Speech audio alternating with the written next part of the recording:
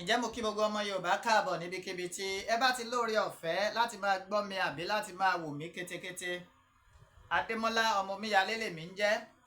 Máa lé mi lọ́mọ Ìbàdàn lé Olúyọ̀lé ìlú Ògúnmọ́lá olódògbò kẹrin lójú ogun ọ̀bọ Sokoto kẹ̀mbẹ̀rẹ̀ bí ìjà.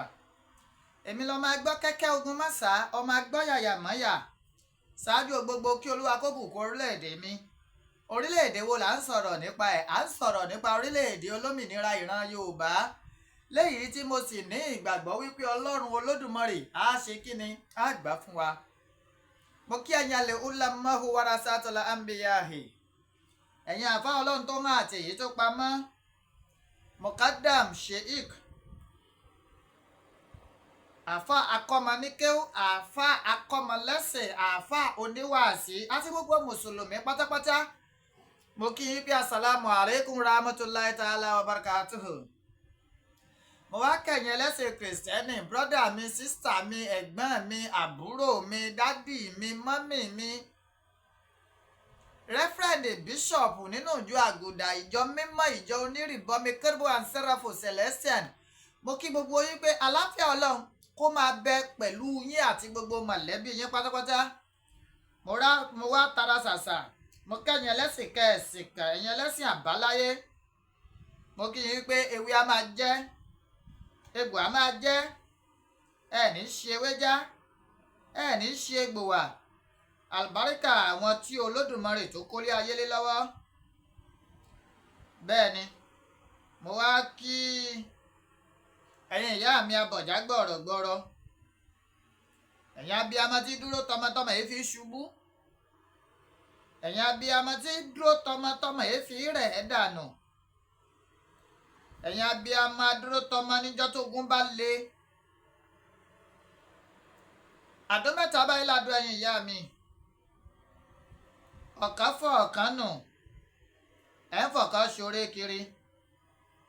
Èyí tá ẹ fi ń ṣoré kiri ẹ fi ṣàwa ọmọ Yorùbá, ẹ fi ṣe wá lóore owó.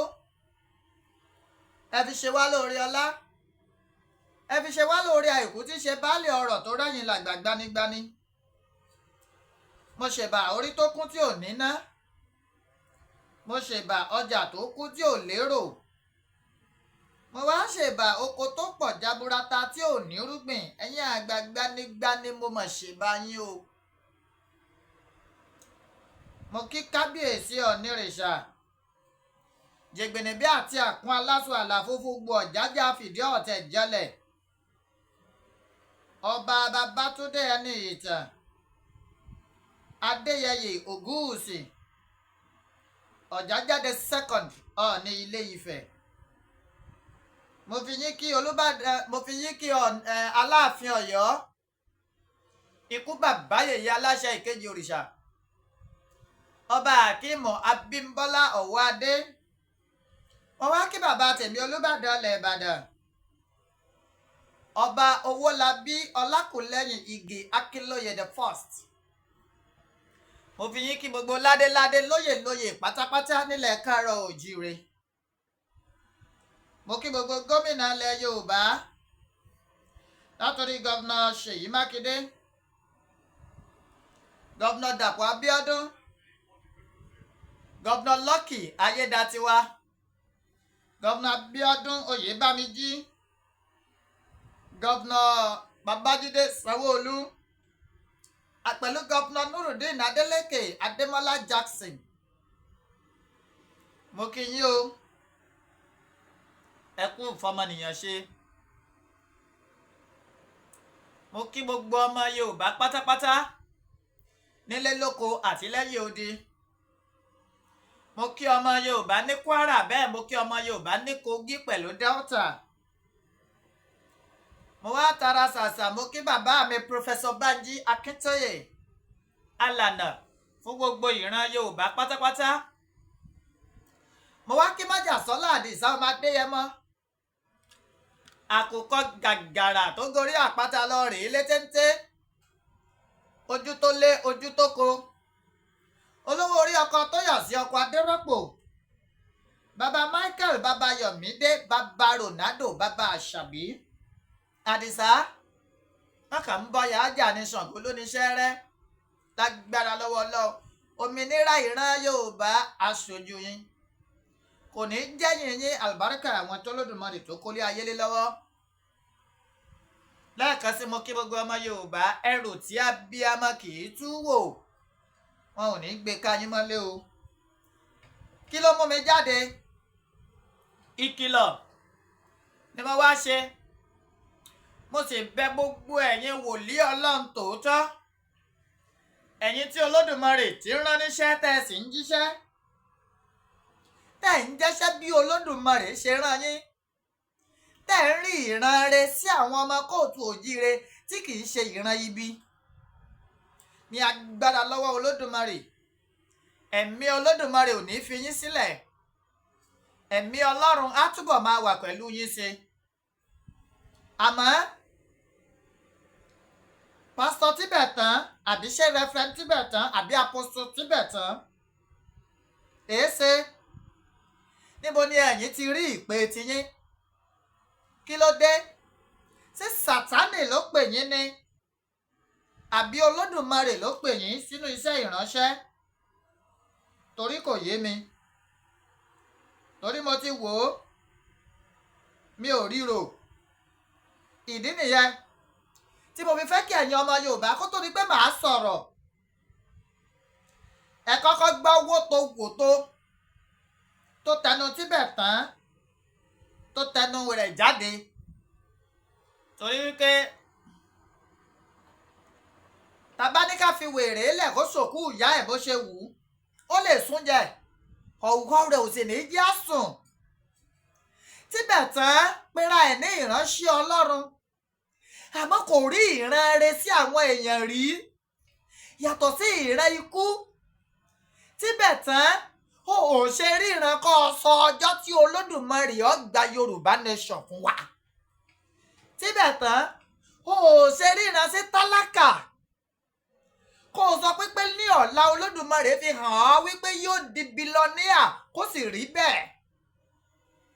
Tibetan ò ṣe ríran sí wèrè tó ọmọ rí rárá, aláǹgànná kó sọ wípé ẹ̀mí Olódùmarè ẹ̀mí Ọlọ́run sọ fún ẹ wípé ara rẹ̀ ó yá kára rẹ̀ sì yá bó ṣe wí. ó ṣe jẹ́ wípé bí ọba, bí ìjòyè, bí olóyè Sunday Adisa ọmọ Adéyẹmọ ní ẹ̀mí burúkú máa ń rán ẹ sí. kí ló dé? ó ní wípé láàrin wákàtí 4 olódì Olúbàdàn ilẹ̀ Ìbàdàn wàjà. Tibetan ó ti lé ní wákàtí 12 báyìí tí Prophecy rádaràda tó ṣe tó ti jáde o. gbígbígbí báyìí lòkè Olúbàdàn ilẹ̀ Ìbàdàn wà. ikú kan ò ní pẹ̀tà lójúran, nǹkan kan ò ní so Olúbàdàn ilẹ̀ Ìbàdàn. Tibetan nínú iṣẹ́ wèrè tó tún rí nínú ìran àdánwò tó rí, òní wípé Aláàfin Ọ̀yọ́ tuntun ọba Abímbọ́lá Akeem Ọ̀wọ́adé òní wọ́n yọ tàbí kó sá lọ. ta ló ń fi ìran òfò rán ẹ? Tibetan àmọ́ ẹ má jẹ́ ń sọ̀rọ̀ lásán ká má máa ní mo wá láì ní ẹ́fídẹ́ǹsì. Ọba Ìbàdàn máa kú in 4 hours time. ó rèé ọ̀yá. Ọba Ìbàdàn máa kú in 4 hours time. ṣé gbọ́? ẹ jẹ́ ń tó padà. So Ọba Ìbàdàn máa kú in 4 hours time. ṣé gbọ́? Then Aláàfin ló dó sọ̀rọ̀ ẹlẹ́gbẹ̀ẹ́ pósìtì ẹ̀. So Aláàfin wọ́n ti gbé pósìtì ẹ̀ wá. mo fẹ́ kẹ́ ẹ gbọ́ dáadáa.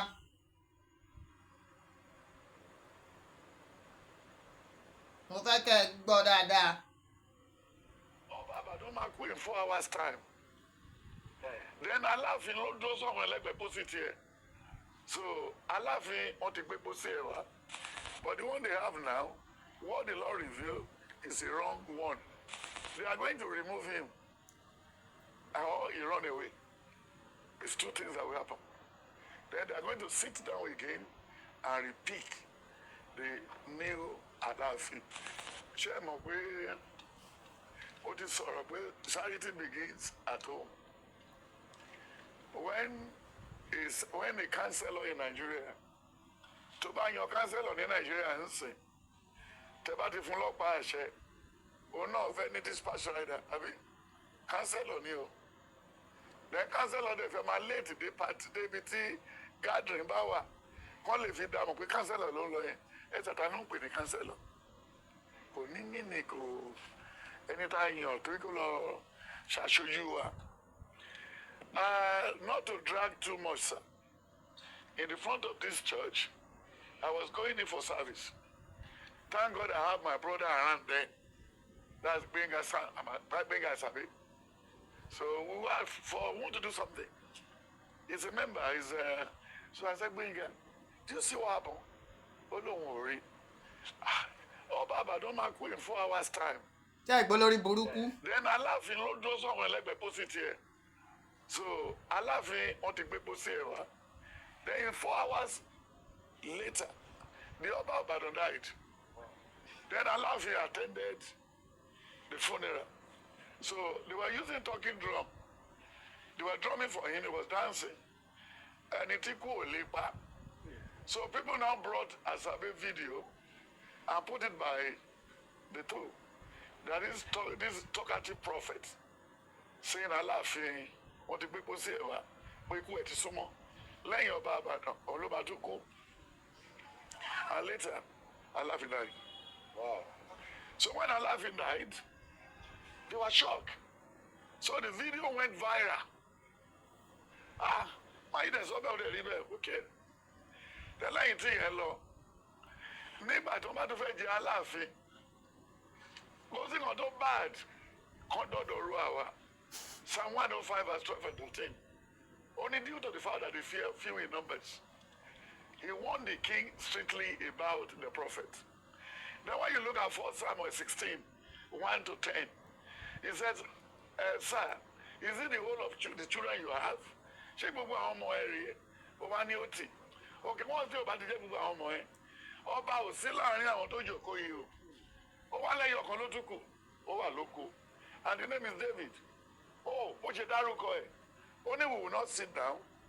We will not rest until he joins us. He is the prophet. He is the king. Òun ló máa jẹ ọba yìí. Then òun ló fi jọba. So automatically, àwọn Aláàfin, àwọn afọbajẹ, wọ́n ti try best. Wọ́n ti mú list jáde. Then kì í ṣe yìí Mákindé, ìyẹn ò kàn, eré àyẹn ò kàn. But this ló ti kàn ún. Gbé òun lọ gbé bàbá Wándé wá tó jẹ́ professor of Ifá, professor of this and that. But lay down rule ló ti wà. Àwọn tó yìnbọn ti wà. Nínú wọn ti kú. I predicted 2 will die. I must have forgotten. And the 2 is already gone. So the Lord revealed to me, yes, all those ones. So now this very one that is there is the wrong Aláàfin. They are going to remove him. Or he run away. It's 2 things that will happen. Then they are going to sit down again and repeat the new Aláàfin. But the one they have now, what the Lord revealed is the wrong one. Is what? Is the wrong one. And then when you look at what they call stubbornness, stubbornness is not good for anybody. At any junction, stubbornness is not what? It's not good. When you look at Proverbs 16, verse 28, then Romans 2, verse 5, then 1 Samuel 15. Then when you look at what happened in the book of Daniel 1, verse 8, Daniel 2, from verse 14, then Daniel 3, from verse 10 to the 8, then Daniel 9 and Daniel 10. He said, you have revealed to me what is going to happen. But now why is it delayed? Then in chapter 10, he said, Daniel, cool down. The very day you have made your request, I have attended to you, I have answered your request. So go and sit down. It was the devil that delayed. So that's what he said. So automatically, Aláàfin tó yàn yìí call me the right one. Ta ni the right one? Nicola ti yan ọba tó yan ọba. Abacha ṣe gbogbo wọn ṣe. So the best of the governor is not enough. He should do more and listen to the voice of the people. And when you look at 1 Samuel 7 and 8, Samuel lọ bá Ọlọ́run ó sọ fún nínú àdúrà pé wọ́n ti reject àwọn ọmọ tí mo fi sí orí oyè. Then Ọlọ́run wá dá Samuel lóhùn ní chapter 8 verse 4 to 10. Ó ní Samuel, lọ ṣe ìfẹ́ àwọn aráàlú fún wọn. Ọba náà fẹ́ fún wọn lọ́ba. Ó ní kì í ṣe ìwọ no disgrace. Èmi ni. Èmi ló yẹ kí complain kì í ṣe wọ. So automatically wọ́n ṣe yọ àwọn ọmọ Samuel kúrò lórí oyè nìyẹn. So that's all. So question tó béèrè Aláàfin tó wà ń bẹ yìí o kì í ṣe the original Aláàfin. The original Aláàfin can come in the month of March or April. Torí wọ́n ti dàrú sí í sí. Then Bade Gẹ̀ṣin tó ń fẹ́ fi sí tẹ́lẹ̀. Ó ní nílé ìjì Ọ̀dùmàdàfódìò. Ìyẹn làwọn Àtíkù fi tì lẹ́yìn láti rí bíbá wọ Yorùbá lára. So òun ò lè wá mọ̀. He said I could cooperate pẹ̀lú the new one. Then ẹni tó yẹ kó jẹ Aláàfin, òun náà pè lẹ́ni ìtàn. Lẹ́gẹ́lẹ́gẹ́ dúdú wọn ti jẹ. Then South Africa ló ń gbé tẹ́lẹ̀. Ọ̀rọ̀ fídíò yẹn ó wà ń bẹ nígbà tó kú ó ti predict ẹ̀. Kò sẹ́lẹ̀ tó kàn mí bọ́dọ̀ ò lè ṣe Amos 3:1-10. Ó ní Olúwa ò ní ṣe ohunkóhun láì fi hàn wòlíì. Then Deuteronomy 29:29. Ó ní the hidden thing belongs to the Lord. Ohun tó bá ti fi hàn ti wà ní. Then he now said in the Deuteronomy 8:18. Ó sọ pé tí wòlíì yẹn bá sọ̀rọ̀ tí ò bá ṣe ó ní kì í ṣe láti ọ̀dọ̀ mi. So let us wait and see how it will go. It will play himself out. Kàn ṣe nǹkan tá a lè ṣe. Ìṣẹ́lá kéèyàn nǹkan kú kíkan dìde. Tí wọ́n bá náà fẹ́ jọba ìlú kí ló ṣẹlẹ̀ sọ́ba ti bẹ̀ tẹ́lẹ̀. Ìṣẹ́lá ó kú. Àbọ̀ yọ, àbọ̀ ṣàárẹ̀, àbọ̀ lọ. Ẹ̀kọ́ dẹ̀ wá rántí pé èèyàn kan ò lè ṣe fọ́ọ̀mà. Èèyàn kan ò lè ṣe kí ni? Kò lè ṣe fọ́ọ̀mà. Èèyàn mẹ́ẹ̀yàn kan kò lè ṣiṣẹ́ èèyàn mẹ́rin. So that's it. Ẹ ṣe nǹkan bàbá wa. Thank you, sir. Nípa tó tó mi sà. Jẹ́ àwọn òjò wa lè kápá ìpani fi ṣe ètùtù àbí fi ṣe ọ̀rọ̀ làyè táwọn olóyìnbó pè ní bíṣọ̀pù. Ẹ gbogbo kúlẹ̀ ó rọ̀ káàkiri ní ọdún pápá ní wá. Thank you, sir. Àwọn Abẹ́òkúta àti àwọn Ìbàdàn. Ibi tí mo fẹ́ lò nìyẹn. Ṣé nígbà tí Tibetan tó ti wá rí wípé Olúbàdàn ìgbà náà Ọba Adétúnjí pẹ̀lú kábíyèsí ikú bàbá yèyé Ọba Lámídì Ọláwọlá Àtàndá Adéyẹmí kẹta tó ti wá lò pìrìdíìtì Ọlọ́run fi hàn ọ́ wípé wọ́n á papòdà ọmọ tẹ́lẹ̀ náà ni wípé wọ́n sọ́kún kékeré Tibetan Aláàfin ọ̀sánkún kékeré Olúbàdàn ọ̀sánkún kékeré àgbàlagbà ní wọ́n over 90+. Kí wá ni? Ó ṣe pìdíìtì pẹ̀lú mi ẹ̀mí ò ṣe fi hàn pẹ̀lú mi yóò kún July 1st kó o ti sọ fún mi. Kí ló dé tí prediction rẹ ọ̀wá ìran rírìn rẹ prophecy rẹ kí ló dé tí ọ̀wá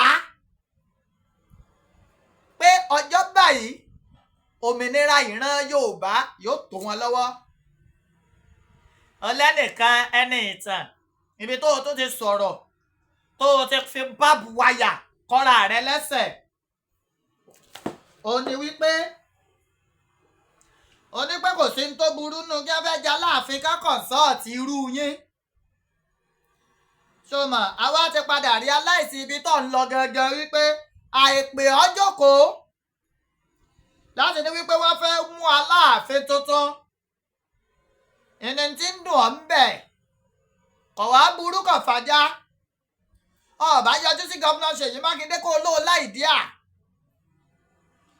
instead tó fi wá wí kótókòtó ń gbòòrò ẹnu wípé ẹni ìtàn kan mo rò pé ẹni ìtàn ló ti gbówó fún ọ. Oní Lukman Gbádégẹṣin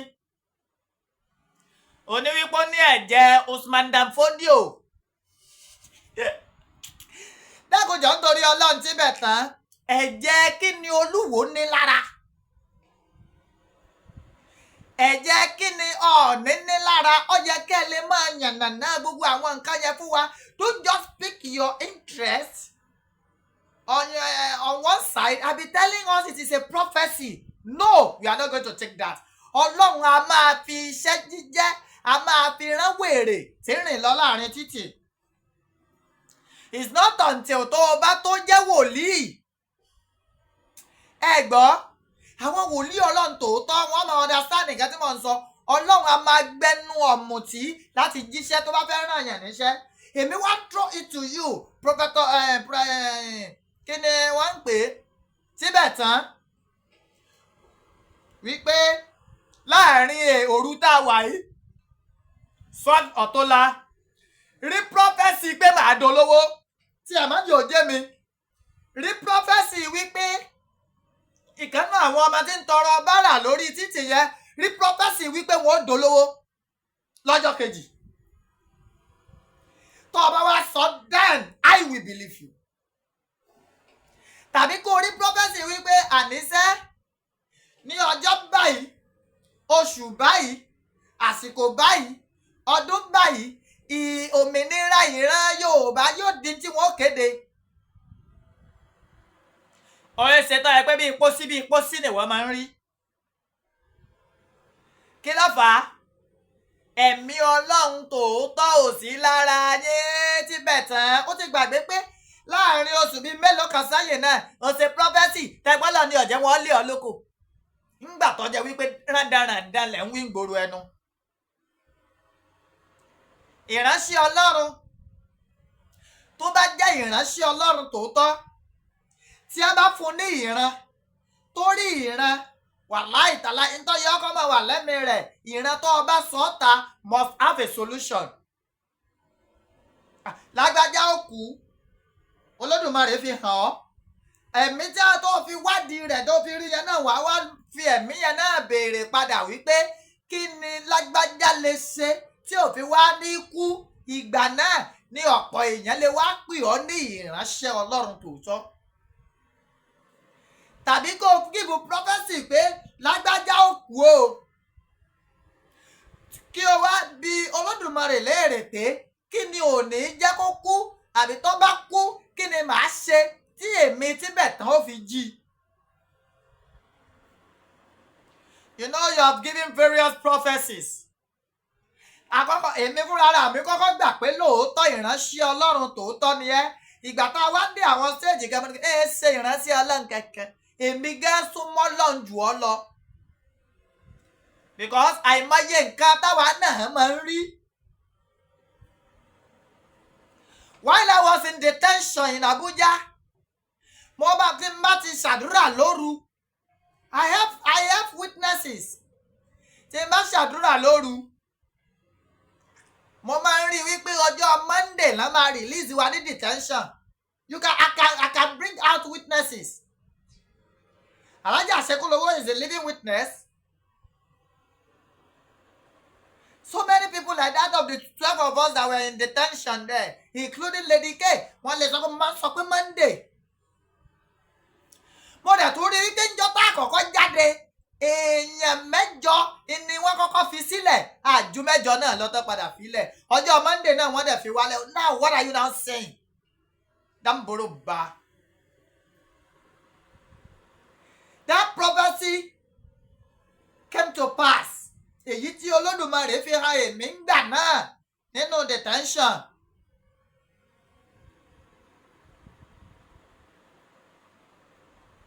Ó wá sí ìmúṣẹ.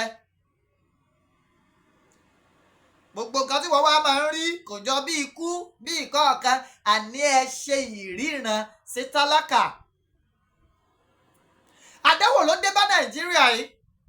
Ẹ ṣe ríran wípé tá a bá sì gbá báyìí àbá ṣe báyìí àbá rìn báyìí nǹkan dẹrùn fún mùtúmùwà.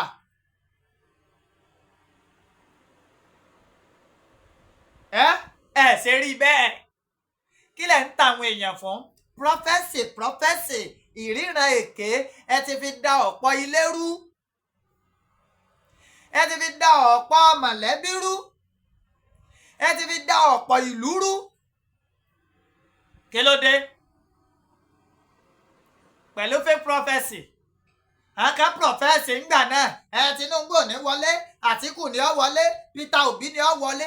Ẹ lè gbọ́n bí Ọlọ́run, ẹ sì lè mọ̀ bí Ọlọ́run. Ìtọ́lọ́ ń bá fẹ́ kẹ́ ẹ rí lè yàn lẹ́rìí. Ẹ bá èèyàn ọba àdárúgbó chọ́ọ̀chì kó kú orí ìrun wàláì tàláì ó lè jìnnà sọ́lọ́run rere. Yàtọ̀ sí pé lómi ń lọ rèé wẹjú. Ọ̀pọ̀ yín tẹ̀ ń kọ̀ndẹ́ẹ̀mù ìṣẹ̀ṣe àtàfáà mi àti pásítọ̀ mi tẹ́ ń kọ̀ndẹ́ẹ̀mù ìṣẹ̀ṣe ẹ mọ̀ ń lọ rèé gba tìró lọ́wọ́ àwọn oníṣẹ̀ṣe. If you are now condemning the Ifá divination wípé ọ̀nà tí Ifá gbà mọ́ Aláàfin tuntun ọ̀nà èrú ni ẹni ìtàn kan jọ́ntorí ọlọ́sẹ̀ ẹni ìtàn wà ní àwọn ọmọ ọba ẹ máa tara rẹ ọwọ́ sọ pé march yẹn wò ná if I'm not mistaken òní march ìgbàdé Aláàfin torí Aláàfin ti bẹ́nu pẹ̀bí báyìí ìgbàdé Aláàfin yóò máa wáyé ní I think it's April 4 let me check ká má máa mọ̀mú lòmú. Ìgbàdé Aláàfin tuntun yóò wáyé ní maybe it is April or jẹun wo mọ̀ ń wá lọ́wọ́ ni o.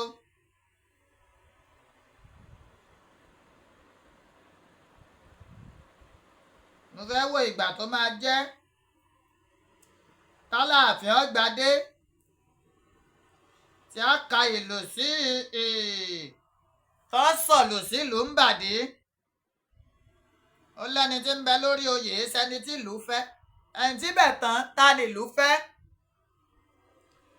ta nínú Olódùmarè dùn sí. Ṣégbà tí ọba tí ẹ wọ Ọ̀yọ́ sáràlú ọ̀jáde ni. Ó ń béèrè o.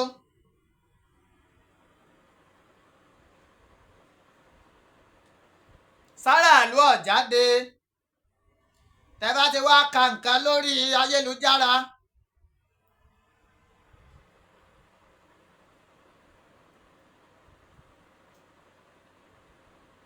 tẹ́ bá ti ka nǹkan lórí ayélujára ẹ wá gbé bọ́ta ẹ lè fi ríran. Ṣé torí ọ̀rọ̀ tí ń ṣẹlẹ̀ láàrin Ọ̀yọ́mèsì àti gómìnà lẹ́yìn fi wá wò pé jẹ́ ń lo avenue yìí jẹ́ kí n sọ pé Ọlọ́run sọ pé ẹ máa tanra yín o. Ẹ ṣe kí ni ẹ máa múra yín mógùn. April 4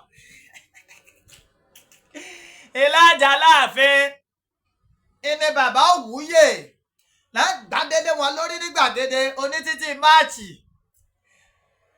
Aláàfin tuntun ọ̀jáde ṣe rí pé tíbẹ̀ tán ṣe rí pé òkú ìgbẹ́gbà ni ẹni tí ọmọ ń tọkàn ṣe rí pé kì í ṣe ìránṣẹ́ Ọlọ́run tòótọ́. And again I'm putting it straight to you. I'm challenging you. Mo ń challenge the spirituality in you. Tíbẹ̀ tán sọ tí ó ṣẹlẹ̀ sí mi lọ́túnla jẹ́ ń fún ẹ ní gáàpù ọjọ́ kan. Today is Tuesday òru Tuesday láwàyé. Now tíbẹ̀ tán sọ tí ó ṣẹlẹ̀ sí mi ní ọ̀la Wednesday àbí tí ẹ bá ń sún jọ́jọ́ bíi Thursday sọ tí ó ṣẹlẹ̀. Kọ́ sọ síta kí gbogbo ayé ọgbọ́ Adémọ́lá ọmọ Omíyalé mọ̀ ń jẹ́ sọ síta pé Omíyalé o ìntí ó ṣẹlẹ̀ rèé. Kí n wá rí kébì gẹ́gẹ́ fúnra mi wá publicize ẹ̀. Káwọn èèyàn wá rí kó ṣẹlẹ̀ ń tòótọ́ tó bá ti ṣẹlẹ̀ èmi gan bẹ̀rẹ̀ sí ní kéde rẹ̀ pé wòlíì Ọlọ́run ni Tibetan má sì lọ rèé tẹnu bọ àfọ̀ṣẹ́ o má lọ tẹnu bọ àfọ̀ṣẹ́ náà yàrá kó máa fi bá mi sọ̀rọ̀ ó dòódì o. Eégún wọn ń gbé eégún lé wa o a sì ń bọ èṣù àwẹ̀lé kò lè ràn mí. Ẹni ló kú lọ́run tó ní bàbá tó níyà nǹkan sọmọ ò sí lé o nǹkan sọmọ níyà ní bàbá lọ́run.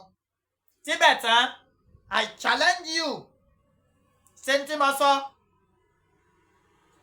ẹ má jà máa fi rúdurùdu bo àwọn èèyàn lójú. All in the name of religion, all in the name of prophecy. Máàkì ló ní á fún ọ̀dà pé wọ́n yan láàfin tuntun tí wọ́n tá a bá rá láàfin tuntun ní March Tibetan orugi oyin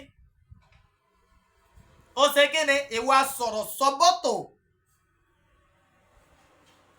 asọ̀rọ̀ sọ́bọ́tò lásán ni ọkọ̀ sẹ́mi kankan torí pé o ti wá prophesize wípé Olúbàdàn ọba Adétúnjí Ọ̀wàjà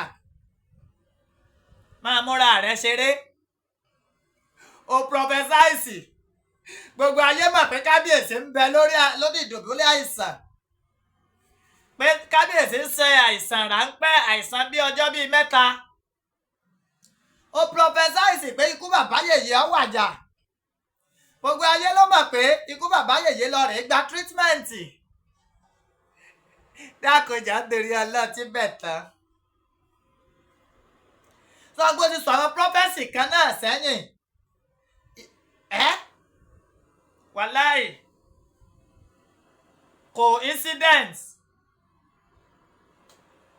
coincidence lèmi ń ka prophesy rẹ kún o wípé sábàbí lásán ẹni àmọ́ lórí eléyìí tó sọ ń pa láàfin ọba Akeem Abímbọ́lá Òwòadé à ń retí o ẹni Ọlọ́run fẹ́ lọ́lọ́run yàn ọ̀rọ̀ tó sọ ga wípé ọba Lukman Gbádégẹṣin Ọládìgbòlù ọyẹ wọn sù rẹ ni tó ní kẹ́ ẹ̀jẹ̀ wọn relate mọ́ ti Usman Dan Fodio ọyẹ wọn sù rẹ yes ìránṣẹ́ Ọlọ́run tí ń wí kóbokòbo oríṣiríṣi ìran náà ló ti rí sólóyè Sunday Ìgbòho ṣà ìgbà kan ọba má gbàgbé o Tibetan oníbọ́lóyè Sunday Ìgbòho ṣà bá wá sí Nàìjíríà wọn ò mú ọmọ sòkú ìyá rẹ̀ nǹkan kan ọmọ ṣẹlẹ̀ ọgbọ́n májàsọ́lá Àdìsá sòkú ìyá ẹ̀ tìlùtìfọ́n náà fi kí káàbọ̀ nǹkan kan ọmọ ṣẹlẹ̀ kí ló dé tẹ́ ẹ máa ń tan àwọn èèyàn náà kí ló dé tẹ́ ẹ jẹ́ lẹ́tàn ìgbésí ayé yín ṣe kún fẹ́ tàn báyìí dẹ́gbà ìgbọ́n rẹ̀ mi tẹ́ bá gbọ́ voice mi ẹni pé kàtà ń ṣe bí mo ṣe ń gbọ́ prophecy yẹn inú ń bí mi. If you can prophesize on Yoruba nation and give us the accurate gbogbo yín náà lẹ́ ń sọ wípé ìmọ̀ sí Olódùmarè ìní mímáa pè fún Yorùbá nation tá à ń pè fún now ẹ bá Olódùmarè yẹn sọ̀rọ̀ yẹn prophet Tibetan bọ́lódùmarè sọ̀rọ̀ yá mọ date yá mọ àkókò yá mọ ìgbà yá mọ oṣù yá mọ ọdún. ẹ bá ti lọ rèé lo ìṣíjú tẹ́ ń rí àwọn nǹkan kọ̀ọ̀kan ẹ̀yin náà bọ́ ta ẹni ò sí bẹ́ẹ̀ ṣe rí. Why is it that all your prophecies are always on social media? kí ló dé dáa pé gbogbo ìgbà wọn máa gbé kámẹ́rà wá sí yín lẹ́nu kí ẹ máa sọ̀rọ̀ prophecy social media prophecy? kí ló dé tí ẹ rí ìran tí àwọn èèyàn sáré kọ́lẹ̀ tí fídíò rẹ̀ tí wọ́n ní gbé síta tí ó wàá ṣẹlẹ̀ tàbí wọ́n ní Prophet Tibetan mà sọ bẹ́ẹ̀ àwọn ọmọ níbo ló ti sọ tí fídíò rẹ̀ wà ṣẹ̀ṣẹ̀ jáde wáyé tó jẹ́ pé fúnra yín lẹ́ máa ń pe àwọn tí ó bá yín gbé prophecy sórí YouTube torí owó ẹ wà máa kóòtù bíbélì ẹ̀yin yìí náà ni àìmọye ọmọ lẹ ti sọ fún pé ìyá rẹ̀ àjẹ́ ni àìmọye ọkọ lẹ ti sọ fún pé ìyàwó rẹ̀ ló ń ṣe àìmọye ìyàwó lẹ ti sọ fún pé ọkọ rẹ̀ ó ń fi ọlẹ̀ ẹnu rẹ̀ èsògùn owó ni ńgbà tó jẹ́ wípé ẹ ṣàfẹ́ wí nǹkan kan kẹ́ ẹ lè popular ẹ fẹ́ wí nǹkan kan káyé lè rí i pé ẹ ń wí nǹkan èmi ń rọ̀ yín ni o, mò ń bẹ̀ yín ni o, ẹ lọ rèé stop ṣe bẹ́ẹ̀. ẹ pàrọ̀dọ̀ yín, ẹ pọ̀dọ̀fin, ẹ má sọ Christianity lẹ́nu. àti ẹ̀gbọ́n ti irú mufti Ìwó tá a mọ̀ wípé tó bá ti wégbó fún wọn lórí tí wọ́n máa ń fa dísù. tẹ́yìn náà tó mú gbó ni Tibetan àbẹ́ vascushisi ṣé mankítèèlì ẹ̀yìn mú ni tẹ́ bá ti fa mankítèèlì àbẹ́ mú gbogbo ẹ̀ yóò tán ẹ máa rí ìran tí ọ̀yẹ́ kẹ́ ẹ rí. wọ́n yan Aláàfin mi march wọ́n bá wa yàn án wọ́n kéde Aláàfin tuntun fún wa. àwọn tọ́rọ̀ kàn gan wọ́n ti ń bára wọn sọ̀rọ̀. Ọ̀yọ́mèsì ti yọjú s'Aláàfin tuntun kí wàá ń tiẹ̀ Tibetan. If you hate Governor Seyi Makinde, hate him. No one is disturbing you from that. But don't attach it to prophecy. Don't attach it to prophecy. Ẹ má gbé ìrankíran, ẹ má gbé fún wa lẹ̀ Káàárọ̀ Oòjíire. Ẹ má ṣe kíni? Ẹ má gbé ìrankíran. Ifá tá ń lò yẹn, iná tẹ́ wa lọ́rùn. Kùránì gan sọ pé Sẹ̀tíhù ni Ifá. Ẹ gbọ́, Jésù gangan náà ó ní àwọn amòye olùtọ́nisọ́nà ilẹ̀ Yorùbá ìní Ifá ohun Ọ̀rúnmìlà. Ifá ẹlẹ́rìí ìpè atórí ẹni tí ò sunwọ̀n ṣe.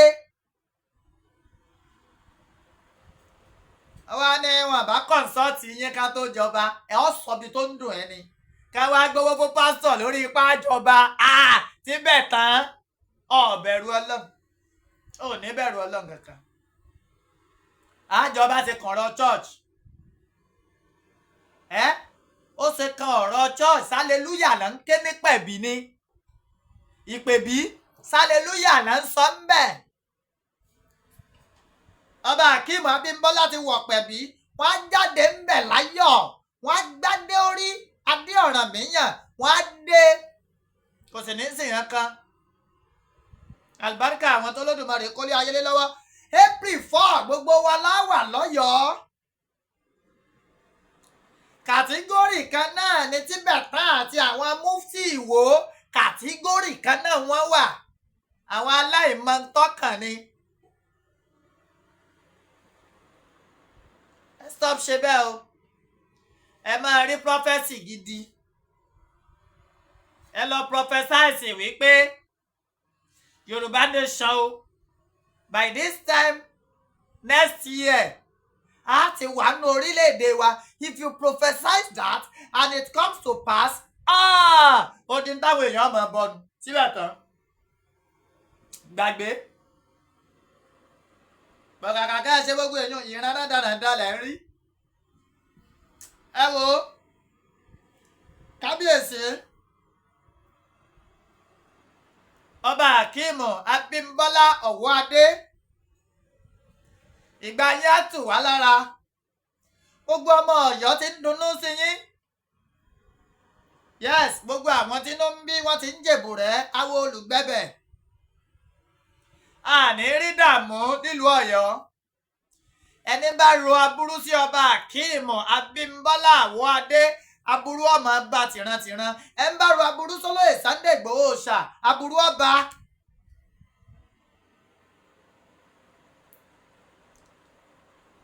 bára mi ò ṣe yá mo tó ń fọ̀ sára mi because we must always speak the truth.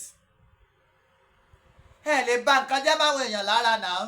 If you see comments lórí social media nípa yín Prophet Tibetan kẹ́ ẹ sọ̀rọ̀ mí ìga yé ò ní gbà yín gbọ́ mọ́ náà bá ti rí pé oníkóbokòbo ni yín. oríṣiríṣi ẹ̀yin ìránṣẹ́ Ọlọ́run lẹ́tí ẹ̀ wá wà báyìí ìránṣẹ́ Ọlọ́run trophy ìránṣẹ́ Ọlọ́run Heineken ìránṣẹ́ Ọlọ́run Goldberg bá a ṣe láwọn àfáà kúrékúrè aláwọn pásítọ̀ kẹ̀bẹ̀ǹkúrì. àwọn Olúwa sọ pé lórí irọ́ àwọn ìránṣẹ́ èṣù tó ń pera wọn ní ìránṣẹ́ Ọlọ́run àwọn àfáà ńlá tó ń pera pera wọn láàfáà ọlọ́run ó wà nínú ìṣẹ̀ṣe náà bẹ́ẹ̀ àmọ́ àṣírí tóníṣẹ̀ṣe àtètè máa tú torí pé ifá ò fékè Ọ̀rúnmìlà ò fẹ́rọ́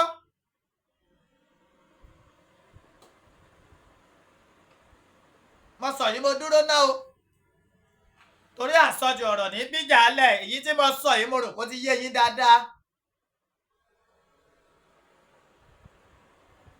ẹ̀yin tẹ mẹ́sẹ̀jì mi lórí WhatsApp mi pé kí n tọ́jú ara mi ẹ ṣé o I really appreciate you all àìsàn ó kéré ó tóbi Olódùmarè kò ní fi dán wa wò omi ara wa iṣan ara wa Olódùmarè ò ní fi dè wá mọ́lẹ̀ and don't forget to always support me I need your support financially spiritually yes tọrọ kọ́bọ̀ tẹ́ bá ń fún wa inú tí a náà máa ń dùn sí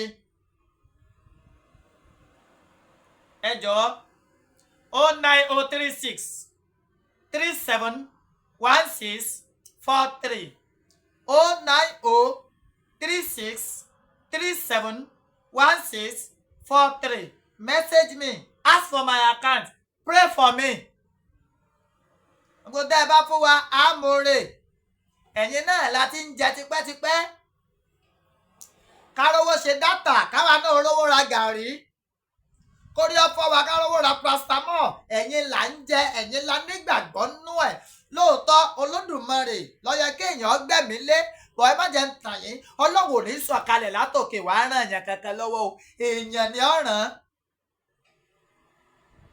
ẹ má jẹ́ ó dìgbà tá a bá wá kú tàbí tá a bá ń ṣàìsàn tá a lè dìde dáhà ẹsẹ̀ mọ tọrọ bárà fún wa ẹ dákun ẹ máa kún wa lọ́wọ́ 09036 371643 àyíṣì rìn kò rí ọmọ mi gbogbo ẹni abáṣẹ pátápátá látàrí ọ̀rọ̀ sísọ àbí látàrí ìwà kan ẹ dáríjì wá a lè dín ẹyin láì fọ́ ẹyin bẹ́ẹ̀ bá ti wá ń ṣe lé ẹ máa rántí àdúrà bàbá wa tí ń bẹ ní ọ̀run tó ní pé dárí ẹ̀ṣẹ̀ wa jì wá bàbá wa tí ń bẹ ní ọ̀run dárí ẹ̀ṣẹ̀ wa jì wá bí a ṣe ń dáríjì àwọn tó ń ṣẹ̀ wá má fà wá sínú ìdánwò bàbá wa tí ń bẹ ní ọ̀run fún wa lóúnjẹ ọjọ́ wa lónìí dárí ẹ̀ṣẹ̀ wa jì wá àbí mọ̀ dáadáa jàre ẹ sá ti gbà bẹ àdúrà bàbá wa ọ̀run mo fẹ́ kà ẹ̀yin kìrìsìtẹ́nì àti iye yín so anybody tá a bá ṣẹ̀ ẹ dáríjì wá ẹ jèbùrẹ́ àwọn olùgbẹ́bẹ̀ ẹ máa ràn wá lọ́wọ́ 09036371643 WhatsApp ask for my account number even if it is ordinary 1,000 naira I will appreciate it thank you so much. God bless you. You can do that for me. I will appreciate it also. But gbogbo ẹ̀ ní ọ̀dà alágbára lọ. Ojú tá a fi ń wò mí ò ní fọ́. Etí tá a fi ń gbọ́ mi ò ní di. Èmi ní máa wá sórí àga láti sọ̀rọ̀. Ẹ̀yin náà ní máa bá ojú tá a ti fi ń wò mí kò ní fọ́ láéláé. Ẹrù tí abiyamọ kì í tún wò. Lágbára lọ́wọ́ Olódù tó máa rè. Wọn ò ní gbé ká yín mọ́lé. I really appreciate every one of you. Mo dẹ̀ kí bàbá mi Àdìsá ọmọdé ẹ mọ́. Àkùkọ gàgàrà tó gorí àpáta lọ́rẹ̀ẹ́ létéńté ojú tó lé ojú tó ko. Olówó orí ọkọ tó yọ̀ sí ọkọ Adérọ́pò bàbá Michael bàbá Yọ̀mídé bàbá Ronaldo bàbá Àṣàbí. Thank you so much for always being there. Thanks for always playing the fatherly role. Thank you. God bless you. Yoruba nation, no going back.